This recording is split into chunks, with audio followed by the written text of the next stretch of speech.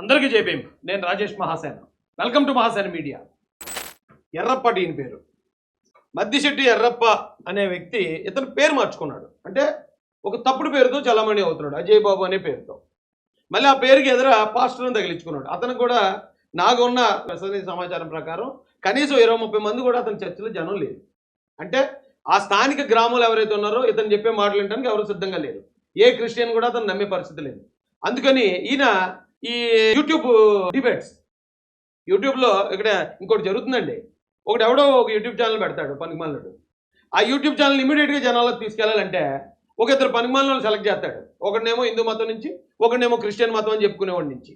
ఆడు హిందూ అంటే నిజమైన హిందూ ఉండడు, హిందూ అని చెప్పుకుంటాడు అంతే. ఈ పనికిమాలను ఇద్దరిని కూర్చోబెట్టి వీడితోటేమో హిందువుల్ని, వీడితోటేమో క్రిస్టియన్స్ని, వీడితోటేమో రాముడిని, వీడితోటేమో యేసుప్రభుని తిట్టిస్తాడు.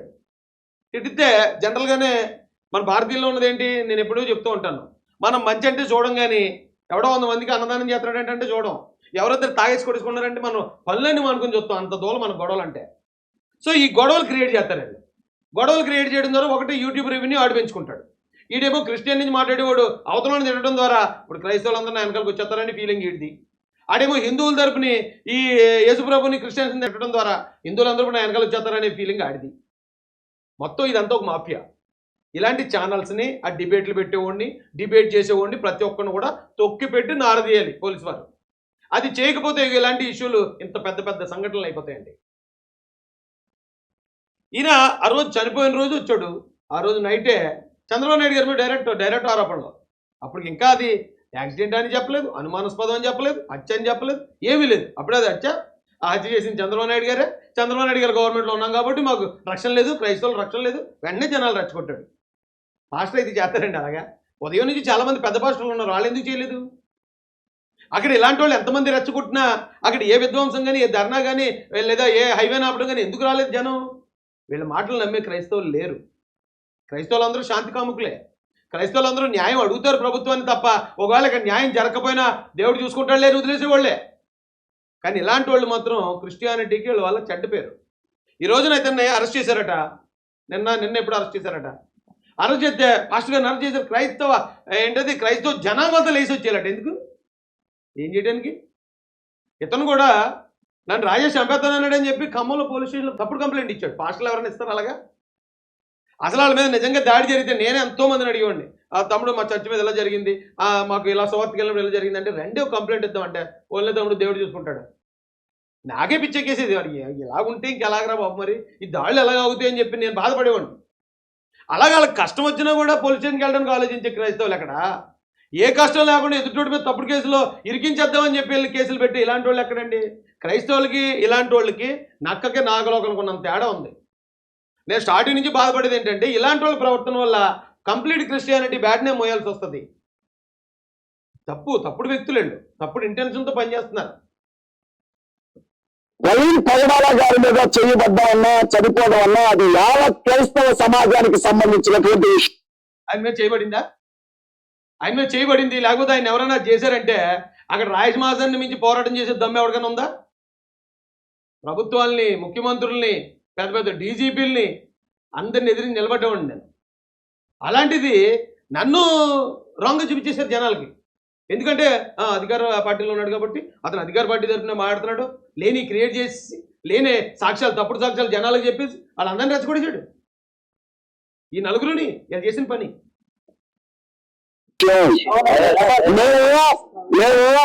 మీరు దళితులుగా ఎవరు పుట్టాలనుకుంటాడు అనుకున్నటువంటి ప్రభుత్వం కింద బతుకుతున్నాం.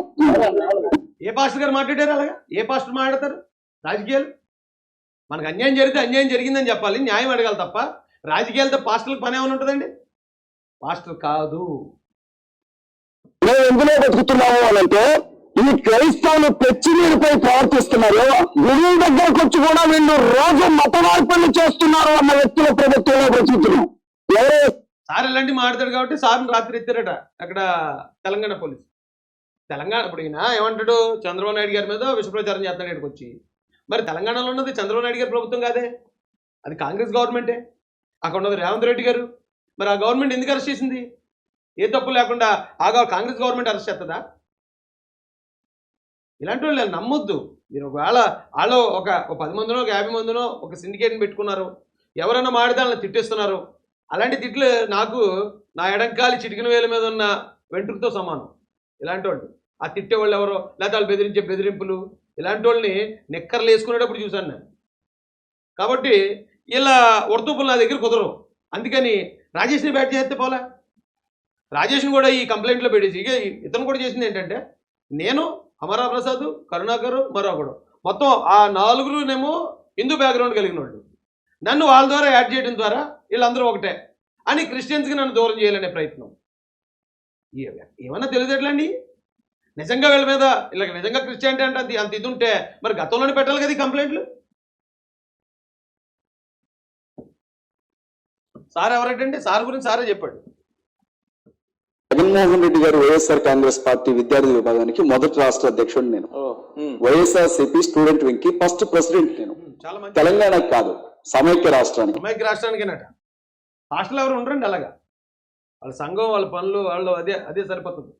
ఇప్పుడు ఈ ఎవరైతే ఎర్రప్ప గారు ఉన్నారో, అజయ్ అని పేరు మార్చుకుని వేరే పేరుతో చలామణి అవుతున్న ఎర్రప్ప గారి గురించి ఇప్పుడు నేను మాట్లాడి నలుగురు పాస్టర్లో పాస్టర్ నేను వీకేఆర్ ఏం పెట్టాడండి, మణిపూర్ పేరట సేకరించిన సొమ్ము 4 రోజుల వ్యవధిలో తన అకౌంట్ నుండి తన భార్య అకౌంట్లోకి 47 లక్షలు మళ్లించిన అజయ్ బాబు. ఇదే నేనేమి చేశాను, నేను చేసిన ఆరోపణలు కాదు, వాళ్ళే. ఇదంతా ఒక అంటే నేను పోలీసు వరకు ఏం చెప్తున్నానంటే అండి, వీళ్ళ మీద కమ్యూనల్ షీట్లు ఓపెన్ చేయాలి. నాట్ ఓన్లీ ఈ నలుగురు పాస్టర్లు, ఇలా ఎవరైతే ఇతర మతాల్ని, మత గ్రంథాలని విమర్శిస్తున్నారో, క్రిస్టియానిటీ నుంచి ఎవరు విమర్శిస్తున్నారో ఐడెంటిఫై చేయాలి. అలాగే హిందుత్వం నుంచి క్రిస్టియానిటీను, ఇస్లాంను ఎవరెవరు వ్యతిరేకిస్తూ గ్రంథాలని వ్యతిరేకిస్తూ మాట్లాడుతున్నారో వాళ్ళు ఐడెంటిఫై చేయాలి. ఇస్లాం నుంచి ఇతర గ్రంథాల గురించి మాట్లాడే వాళ్ళని ఐడెంటిఫై చేయాలి. వీళ్ళందరినీ ఒకసారి కూర్చోబెట్టి డీజీపీ గారు, లేకపోతే వీళ్ళ స్థాయికి డీజీపీ గారు, ఒక సీఏ గారు ఎక్కువ, మొత్తం నిలబెట్టి మోకలించేస్తారు.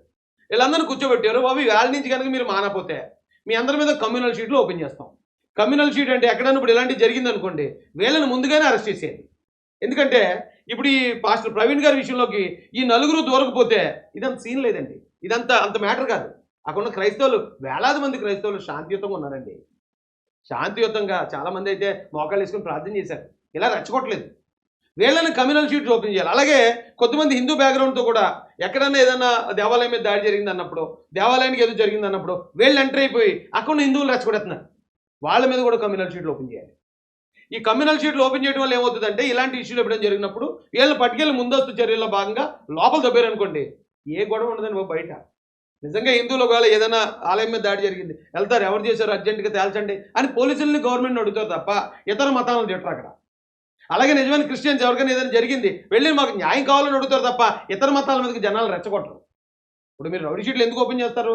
రౌడీలు అంటే ఎలక్షన్ ఏదైనా మ్యానిపులేట్ చేస్తారు, గొడవలు చేస్తారని.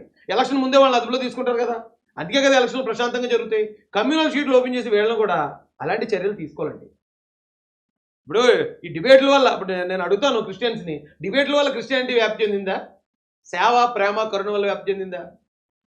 మదర్ తెరెసా గారు లాంటి వాళ్ళు వచ్చిన తర్వాత, ఎవరో మిషనరీస్ వచ్చిన తర్వాత ఇక్కడ ఉన్న వాళ్ళకి చదువు, వైద్యం, వాళ్ళకి ఒక మంచి జీవితాన్ని ప్రసాదించి వాళ్ళకి సాయం చేయడం ద్వారా మాత్రమే యేసుక్రీస్తు ప్రేమను వాళ్ళకి తెలియపరిచారు. చాలామంది యేసుక్రీస్తుని నమ్ముకున్నారు. అంతే తప్ప మేము డిబేట్లో కూర్చుంటాం. డిబేట్ అంటే ఇటు వాదన, అవతల నుంచి అవతల మతస్థుడు కూర్చుంటాడు, ఈయన కూర్చుంటాడు, నాది కరెక్ట్ అని ఈయన వాదిస్తాడు, ఆయనది కరెక్ట్ అని ఆయన వాదిస్తాడు. అక్కడ ఎలా తెలుస్తుందండి ఎవరు కరెక్ట్ అనేది? ఎవడో ఒప్పుకోడు మరి తప్పని. తప్పు చేసినప్పుడు ఒప్పుకోడు, ఒప్పు చేసినప్పుడు ఒప్పుకోడు.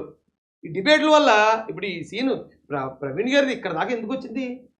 ఆ కారణమే అంటే ఇతర మతాల విషయాల్లో జోక్యం చేసుకోవాలి. అలా ఎవడన్నా జోక్యం చేసుకుంటే జాని వాళ్ళ మీద ఖచ్చితంగా కమ్యూనల్ షీట్లు ఓపెన్ చేయాలి. ఎప్పటికప్పుడు కేసులు పడతా ఉండాలి. ఎందుకంటే కొంతమంది ఇదే పని ఇలాగే బతుకుతున్నారు.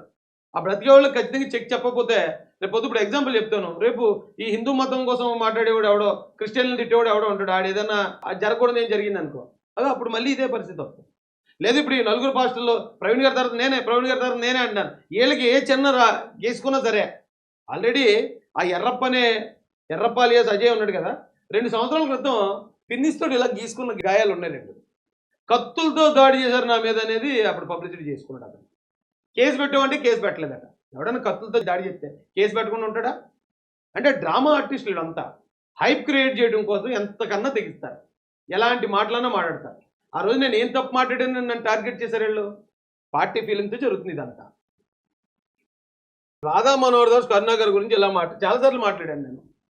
వాళ్ళ గురించి వాళ్ళ మీద కూడా పెట్టాలి కేసు. 100% వాళ్ళ మీద కూడా కేసు పెట్టాలి. ఎందుకంటే వాళ్ళు కూడా ఇంటెన్షనల్గా ఏళ్ళకలాగే చేస్తారు. వాళ్ళు కూడా వీడియోలు తీసుకుని సోషల్ మీడియాలో పెట్టుకోవడానికి వాళ్ళు కూడా ఉన్నారు. ఎదుటి మతం గురించి, నీ మతం గురించి నువ్వు చెప్పు. ఎదుటి మతాన్ని విమర్శించకుండా నీ మతం గురించి చెప్పుకుంటేనే నీ మతం వర్ధిల్లుతుంది తప్ప, ఎదుటి మతాన్ని విమర్శించడం గొడవలు వస్తాయి తప్ప, ఆ ఎదుటి మతంలో ఉన్నవాడు ఒక్కడు కూడా నీ మతంలోకి రాడు.